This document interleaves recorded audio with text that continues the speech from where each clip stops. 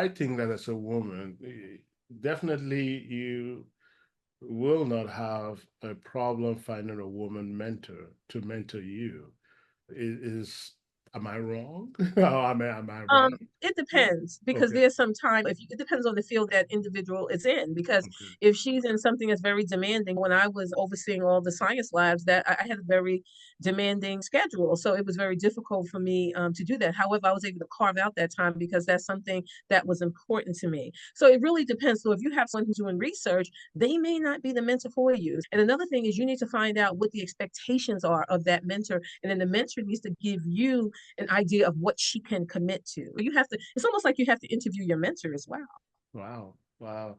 Wow. Wow. Wow, that's a very good point right there. Finding a mentor, that is extremely important. So will you prefer male mentor or female mentor for females? Um, I think a female mentor is better for a female. I Okay. do because Okay. I think that the experiences are different. Okay. I don't think that the males experience the same thing that a female does. Okay. That's I'm going to move on to the next question. What is the current representation of the BIPOC in STEM education and career? And how does it compare to previous years?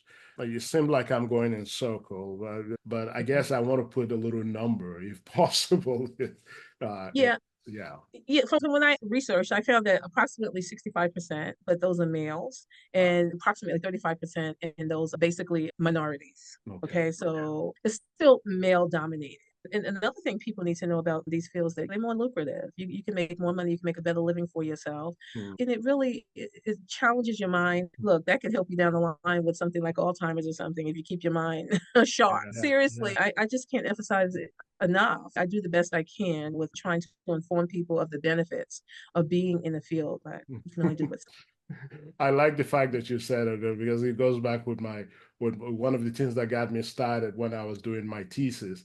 I discovered that the median salary for someone doing engineering was about $80,000 a year. I felt that okay, minorities leaving money on the table by not pursuing STEM and STEM careers. And that goes to what you're saying. There's a lot of money to be made. And why not? yeah, yeah. We're doing other things, right? And that's what I say too. And that's why I tell my students, I understand you want to go into something service oriented, like you had mentioned earlier.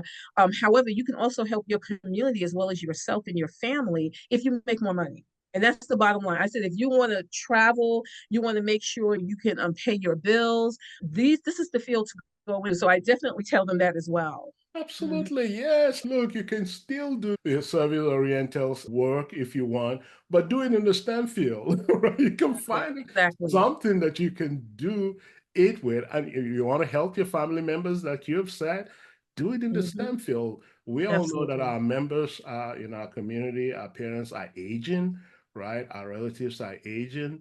Guess Right. what? We need to take care of them, or we need to be Absolutely. informed, have the knowledge to know what to do so that the quality Exactly. of health can really increase.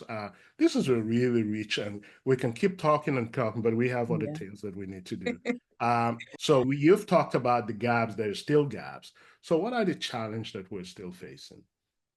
Definitely access because now with the we don't have the affirmative action anymore. Therefore, you're going to have situations where students, especially minorities, are not going to get into those schools who have the resources and who could actually cultivate that skill set so that they can be productive or in that particular in a field, a STEM field. So that's a huge thing. The fact that they're not going to have that access, and also I would say again the exposure because if you don't have the funding and you can't provide them with an authentic experience, then again, they're not really getting a real feel of what it's like to be in a STEM field. So I definitely think the main one is access. I'm glad that you mentioned affirmative action. How has the recent ban of affirmative action impact effort to promote diversity and inclusion in the STEM education and careers? Yeah, again, access. And the thing is, I think that how they can remedy that is to look at socioeconomic background. If you start saying, okay, this is a student that's disadvantaged financially, and not look at race as a factor, that may be a way that they could possibly remedy that situation. But there's going to have to be an overhaul or something. And then another thing is we're going to have to provide programs to help prepare students so that they can get into these other schools, and that has to start early on. If we can do that in K-12, like I said, through the testing, teaching them how to do the test so that they can be competitive and still, so, the fact is that it's gone. Okay, we don't have it. So we have to look at ways to make it where they can get into those schools. Hmm. Yeah, I'm really passionate about this affirmative action and DEI. I'm sorry. To me, I think I benefited being an immigrant Mhm. to this country. Mhm. Um, Absolutely. I benefited from the affirmative action. I benefited from the civil rights, right? I Yeah, yeah, benefited from, I'll say, even diversity. And here is also, I think that people should not be ashamed of saying that they benefit. Because yeah, look, yesterday we just celebrated Juneteenth. yeah, Juneteenth took place about 100, I did the math, I think approximately 159 years ago. Now, if you look around the world, we can still find people that are 120 years old. yeah, yeah. So the point that I'm making is that 159 years is not long ago. It's not. Mm-mm. Now, when you look at slavery was over about at least about 400 years, 400 Yeah. years. Mm-hmm. So I always like to liken this to, let's say if you're on a race field, you have a competitor.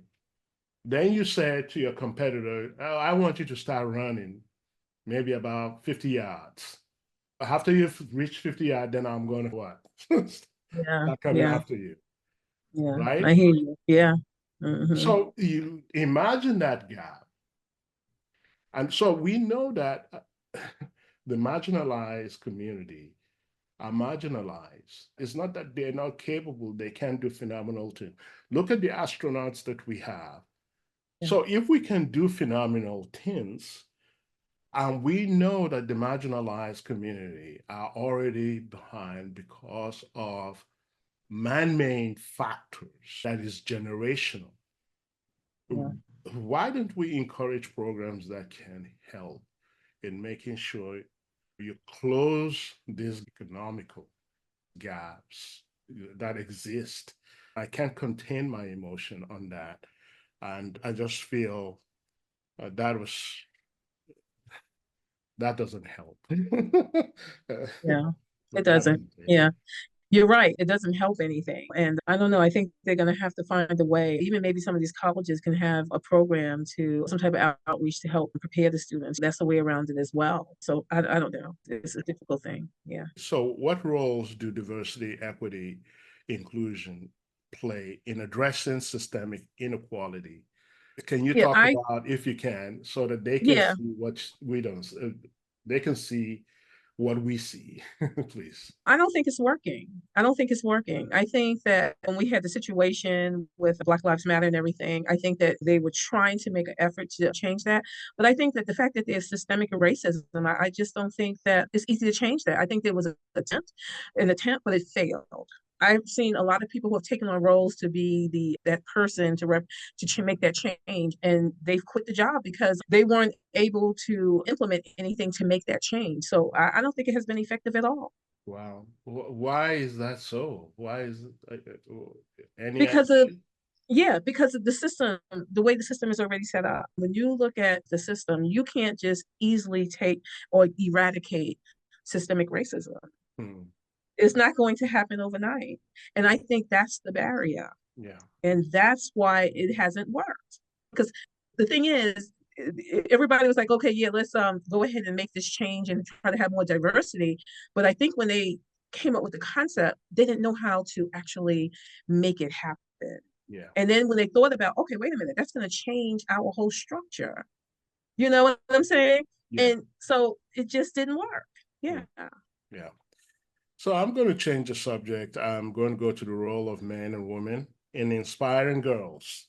We have to look towards the young generation, right? What has happened to our generation has happened, but now we have to think about the younger generation so that we can utilize the experience that we have to guide the younger generation coming so that there is more participation, more representation. So, how can we collectively encourage both genders to actively inspire and support girls to pursue a career in technology and STEM and STEAM? I think we have to recognize that everybody has a perspective that can be of value at the table. I definitely think by us collaborating, because think about it, you have some of these males who are probably in STEM and they probably have daughters. And I'm sure those are probably the ones that will be advocating for women. But I think it comes down to respecting each other's perspective and understanding that we all bring something to the table. Yeah. Because I've been at those tables and I let my opinion be known, and regardless of what, because you don't know what people were thinking. Yeah. However, another thing is a female has to know that she belongs at that table. Hmm. Yeah. So, Yeah, that can be a challenge sometimes because self-esteem, exactly. imposter syndrome, all Yes. that somehow the women have to find a way to overcome, at least maybe through mentors. Other older women needs to find a way to encourage and to mentor the younger ones that you belong on the table. And it's also nice if you do have a mentor that sometimes they bring you into those meetings so you can see what it's like. So if you can Ah, get that opportunity to sit in there and learn. I've had opportunities to sit at tables or be in rooms where I would not have normally been in, I guess, really invited. And I sat there and I listened and I learned. yeah. So those opportunities, that's great. I like that point. I like that point very much. So you just talked about a strategy. So that's a strategy. I was Hmm. going to ask you what strategy have you found effective? And you just talked about it. Bring in Yeah. younger generation to the meeting. Absolutely. Yeah. See, and I also had the opportunity when I was a lab manager, I had an opportunity to actually hire Mm, students that would never have an opportunity to work in the lab. They had no idea what it was like. So I was able to bring in students that were Latino, that of course that students that look like me, and that gave them an opportunity to build their resume. So I was in a great position at that time where I did my best to make sure that they were able to build their resume by having that experience. And I taught them as much as I could possibly teach them. yeah. I like that. I like that. You're doing your part. It would be nice if we see more and don't be shy about it. Exactly, exactly. um, Yeah. Very important. I want to go to educators' role in demonstrating technology impact. I know we talked about the importance of educators and counselors in schools. As educators, how can we effectively demonstrate to girls the practical application and benefit of technology in various aspects of our lives? First of all, you have to use it yourself. Okay. You have to use it yourself. And I really can't see how anybody's getting by without implementing some type of technology in their classroom. I just can't see. As a matter of fact, I'm teaching an integrated science course this semester in the fall. Nice. And this is for students who are pursuing education, K Okay. 12 education. So my focus is going to be on technology, even though there's other stuff that's intertwined with it, but the foundation is going to be technology. I'm going to teach them how to use Chat GPT, Gemini, as well as DALI 3 to create their lesson plan. So also using Canva. So I'm doing just a segment on that to familiarize them with the technology that's available to them that's going to make their life easier. I really believe that you have to use it. You can't just tell people about it. You should be using it yourself. And to be honest with you, most people are using technology. Think about your cell phone, that's technology. Mhm. I mean, you can get access to Google Yeah. and you can look up anything. Tip of your fingers. So, that's what I do That's even my in my friend. That's my there, friend. there you go. And I use technology in all of my courses. As a matter of fact, Also, in my cell biology and genetics course this semester, everything is going to be tech-based. When they come in, they have to do their attendance on their cell phone. Their exams are going to be face-to-face, but they're going to be done via technology. Okay. And then even now, when I don't collect hard copies of papers and stuff, it's submitted through a Dropbox. So everything, so you have to implement it yourself. Okay. And that's going to force them to actually use it. Absolutely. I totally agree with you 100%. So can Sal send out a survey on LinkedIn? I guess it's based on what Bill Gates wrote. And then the question is, do you think AI has been a game changer? So I was going through people's comments, and I was a little bit confused and a little bit disturbed by people making a comment about how bad AI is in education. It doesn't allow people, it will not allow students to think. And they made all kind of comments. With any innovation, there's always going to be people that that are going to take advantage of it, or people that are not going to apply themselves. But it doesn't mean that it is not an effective or a game changer or a good thing. It is a good thing. If you're so much concerned, there has to be a data that supports that concern. If they are really concerned, then there needs to be training, professional development. We teachers, students, we adapt because we Yeah, do this all exactly. the time. But application in education is a good thing. Now, you said it so beautifully. One of the advantage of AI is that it really augments our capacity to do things. Say, for example, taking attendance, grading paper. You can personalize the teaching. You can Exactly. collaborate across board. And we are already using it anyway. It is important that we incorporate all of that technology, AI, in our education. By Yeah, us doing that, then the students will see us as a role model. Then they will automatically do it too.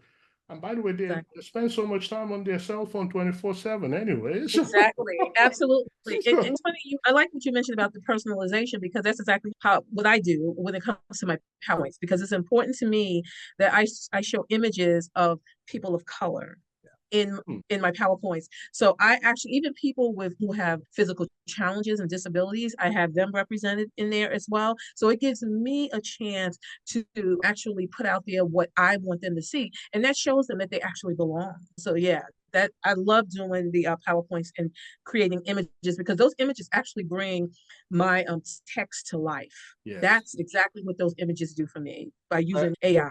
I Hmm. love it. I love it. I love it. I love one of the things that I think I like is that you modeling. By you modeling, then they're able to be inspired. They can see you do Absolutely. it, and then they can, then they feel like I can do that, right? Absolutely. And then they'll do it. But Exactly. we can't just sit back and expect them to do it, That's right. or even That's right. effectively. Show them how to do it effectively. Exactly. And guess what? They will adapt because You have no choice. You don't have a choice. I'm gonna be honest right. with you. You really don't have a choice. Yeah. So how coming to the end of our conversation, how can educators across different fields collaborate to create interdisciplinary learning experience that showcase the intersection of technology with other domains, such as healthcare, environment, and social justice?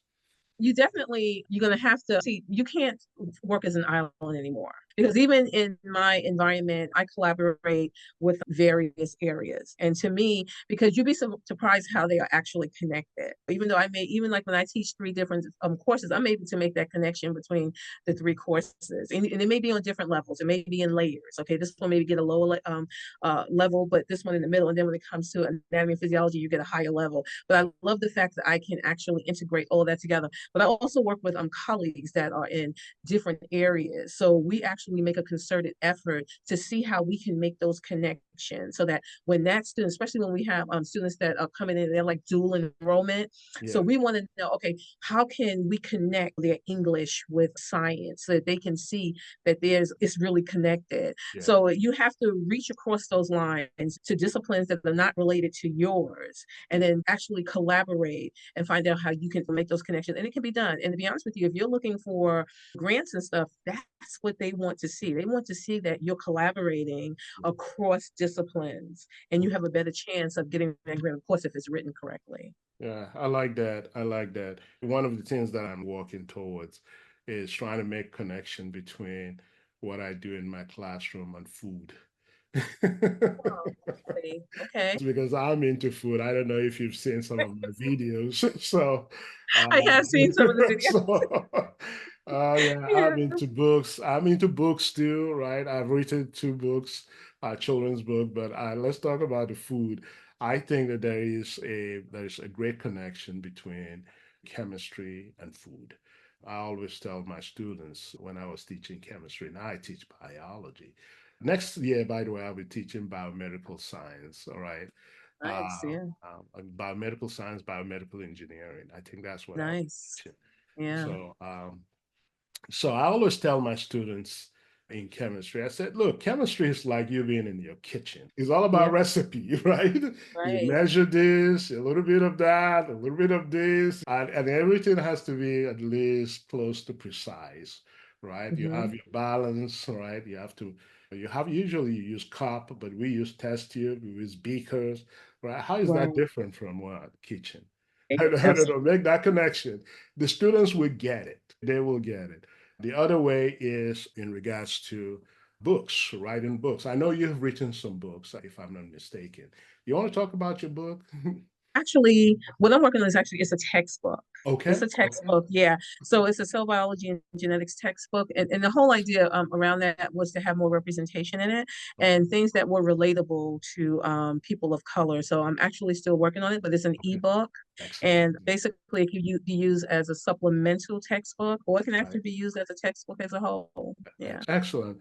There is a connection again. There are a lot of ways that we all can make that connection to make learning STEM much easy. As you said, our students are not one size fit all, right? So they come with different way of looking at things, different modality of learning too. We as educators have to consider different modality of learning. And experience and perspective is very important. Culture is very important. So I really appreciate your thoughts on that. So as we come to the end of our enlightening conversation, I want to ask you one final question that could leave our listeners with lasting impression. What do you envision, or how do you envision the future of STEM and STEAM education and career, particularly regarding our community, regarding diversity, regarding equity, regarding inclusion? I have to say that I definitely think that we are going to have more students that are pursuing STEM careers. I really do believe that because we have seen some improvement. But now we're seeing people, individuals that are in the field coming up with more programs because they want to make a difference. So the more people you have that are creating these programs and allowing students to participate and have this exposure, then you're going to see more people going into those fields. And I really believe that a lot of these people are doing some great work. Like I said, I'm working with someone and he is doing some fantastic work. And as long as we continue to be involved and create these programs, I think we're going to move the needle even more. So I really feel very positive about it. Things don't happen overnight. It takes time. But I really believe that the future looks a lot brighter. Thank Definitely looks a lot brighter. Because another thing is people now, I'm talking about students and youth, now they are becoming more aware that these careers exist, and you. that Yeah, makes a difference. yeah. Thank you so much, Dr. Mhm. Glandis Delancey Bolden. I really appreciate your time with us today. Uh, Thanks for having me. I really it, appreciate it. I enjoyed the conversation. it's really my pleasure. Please don't be a stranger. Would like for you to come back again and we can talk about anything you want to talk about. Sounds Doesn't good. have to be now for our audience. Thank you so much for watching us. I would like to put in a pitch for my own self. Remember, I've written 2 books, and one of them is Dinah's Magical Pearls. Please go and buy this book. Now, this book is a story about a young lady. Let me put it this way. I often say that Africa also has Cinderella story, right? We all know about Cinderella story. There's been cartoons and movies about Cinderella, but Africa has a Cinderella story. This story, it's similar to that, but with a different perspective. It's about a young girl who mother passed away, and her father remarried, and he remarried, and she inherited not only a stepmother but 3 stepsisters. But they were not nice to her. But you have to read the story to really appreciate the story of her life and how it can be particularly relevant to you and your children. But the story teaches you something about patience and forgiveness, and also it highlights the importance that everybody has a destiny, even though sometimes your destiny may not start the way you want it. But you never know what's ahead. Things change. It's a story about hope. It's a story about transformation. But what I'm really proud about is preserving our cultural heritage. I don't live in Africa, but now I'm a member of the diaspora community. I don't want our community to ever forget about our connection to our motherland, which is Africa. I don't want our community to ever forget about our culture, about what makes us as a community, what are important, the moral standards, the things that we value in our community. So that is what I'm really trying to convey in this book. But this is not the only book that I've written. I've also written another book called Have You Ever Wondered How the Turtle Got Its Cracked Shell? Now, in that book, it's also about moral standards. It teaches you about the importance of not being greedy. It teaches you about something about legacy. Now, is that applicable to our generation? Yes. What we do today will affect the future generation. Myself and Dr. Gladys Delancey Bolden, we're talking about empowering girls and women to pursue STEM and STEAM careers and education. Now, if we invest into our children at this point, it changes your legacy, it changes their life, it impacts their life in a positive way, and many generations to come. Literally, that is what we're working towards. So we'd like to encourage you to please get involved. As Dr. Delancey said, be a role model, right? Find a way, just do it. You just got to find a way. You can't just stand back. Our community needs to be 100% into this, the whole Black community. Now, hands on deck. We have to be part of the innovation. It would be nice if we're part of the innovation and making things for our community. I'm not trying to preach. I'm not a preacher. Teams really sparks. Thank you so much for listening to us. And thank you, Dr. Bolden, for coming on. My pleasure. STEM sparks, think STEM career. Let me say it again. STEAMs really sparks. Please think STEM careers. Thank you so much, everyone. Have a great day. Bye.